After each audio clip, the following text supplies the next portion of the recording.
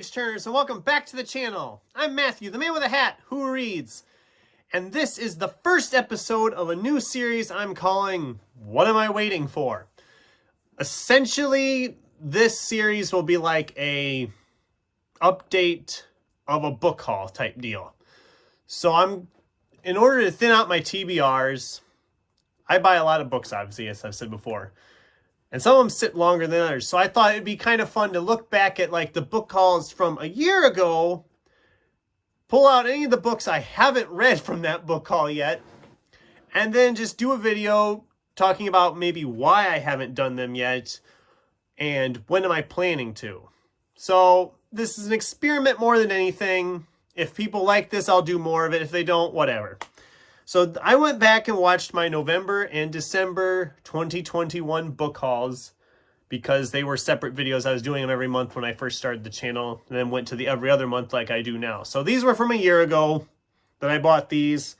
There's 9 of them here I haven't read yet. So we're going to just stop wasting time and dive right into them. We have Eric Scott Fischl's Dr. Potter's Medicine Show. This is a fantasy Western type deal. It's from those lovely people in Angry Robot like I've talked about before. And I love this cover with the tattoos and everything on the guy's back. I really wanted to read this, and I still do. It's just, I planned on reading it for June on the Range back last summer. I had this one and Dust Devils, and I thought, I have 2 that are not really Westerns. They're more Western bizarre stuff like this, and what Dust Devils was, being more of a vampire novel in the Old West. And I thought to myself, I need something more of the traditional Western type, which is why I picked up Lonesome Dove, and Lonesome Dove was a behemoth. And knowing that, I knew I wouldn't get to this one, so I just kind of set it aside. As to when I'm going to read it this year, I'm hoping, again, if we're doing June on the Range this summer, I will pick this one up because I already have a more traditional Western. So getting something a little bit more out there would be perfect for that. Then we have Justin Gustenis' Black Magic Woman.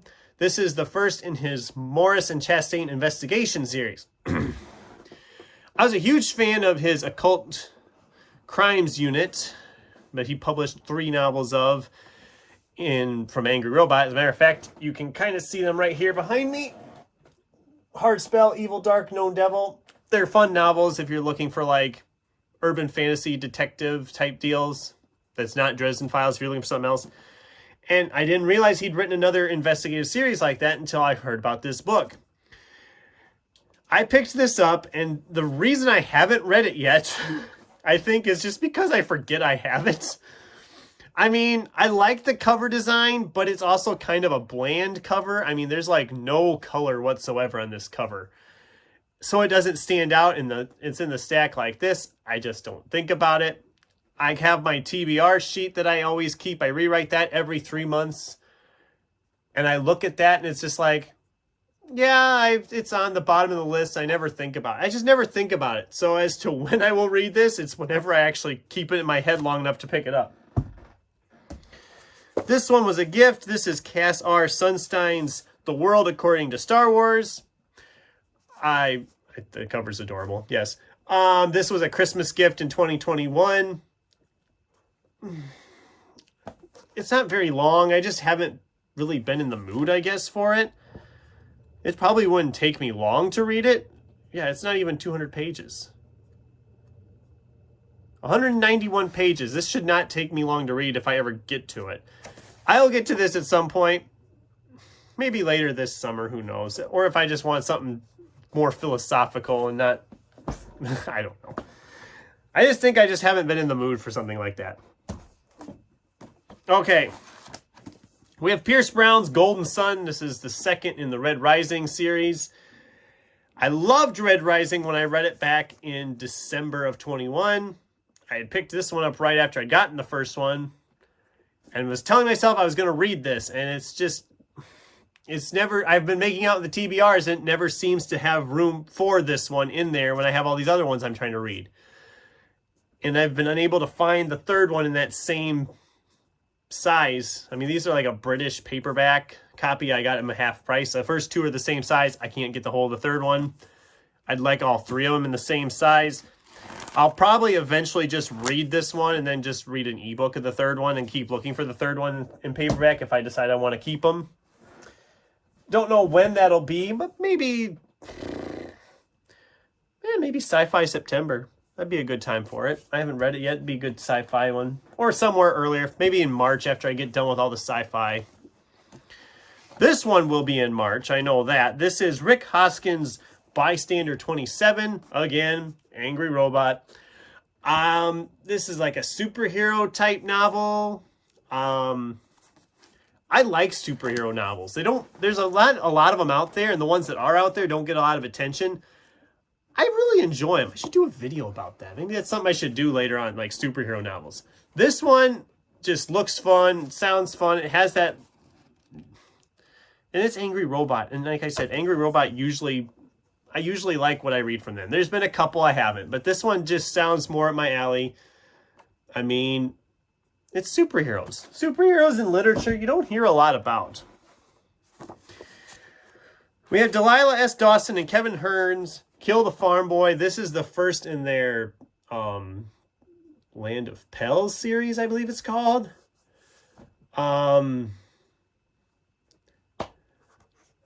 It sounds like a goofy fantasy type deal, similar to like what you get with Terry Pratchett, where there's a lot of humor involved with the fantasy. The cover is fun and adorable. I love the whole "we're gonna need a bigger goat" line on the cover. That just makes me laugh. I mean, I'll just give you the synopsis so you can kind of get an idea where I'm getting the ideas of it being humorous from.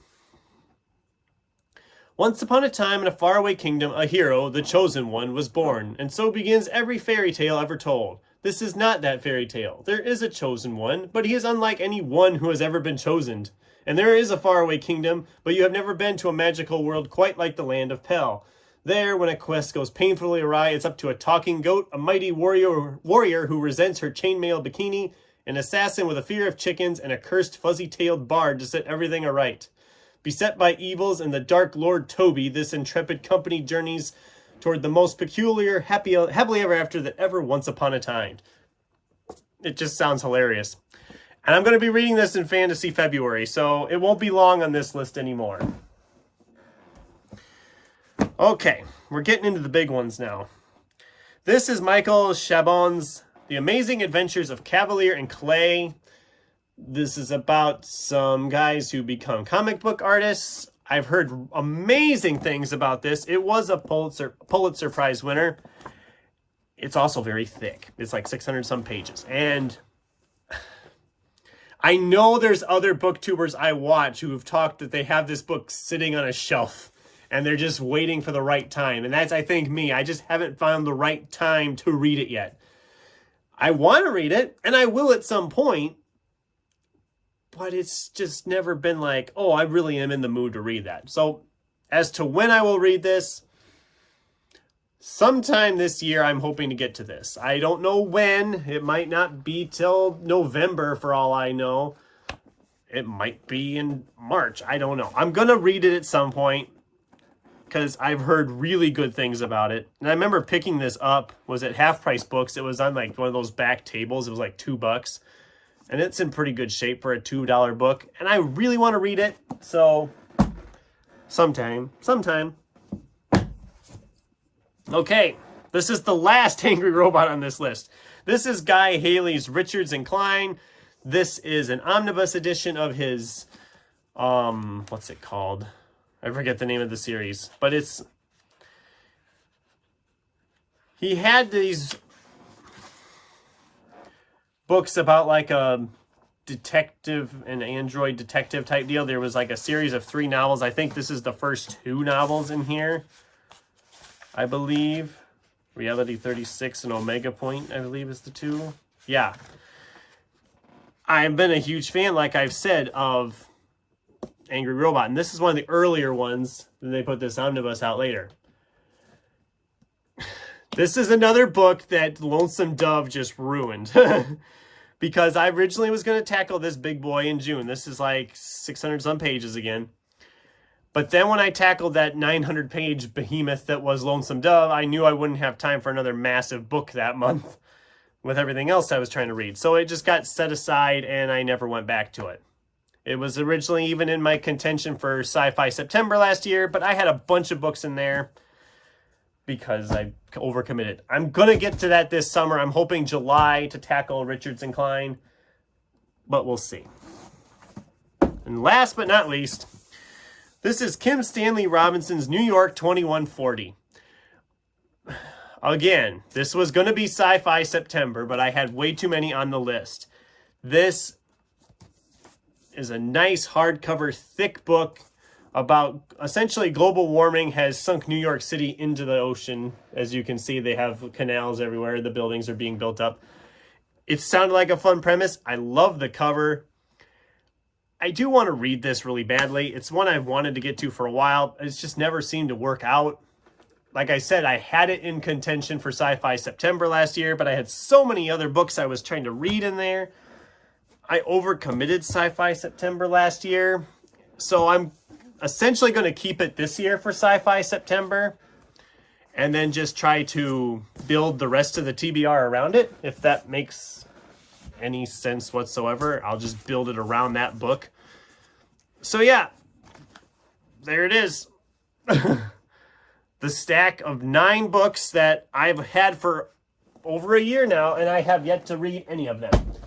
I have too many books, but it's a good problem to have. And I'm going to try to get these all read within this year, because if I get around to the next year and I still have them sitting here, that's just pathetic. So that's the video, I guess. What do you guys think? Are there any of these I should be prioritizing over the others? I mean, I kind of gave planned readings on all of them, but are there any I should be moving forward and doing sooner? Is there any I should just say, to heck with, don't read? Have you read any of these? What are some books that have been sitting on your TBR stacks for a year or longer? I'd love to know down in the comments down below. Thanks for watching, and until next time, keep turning pages.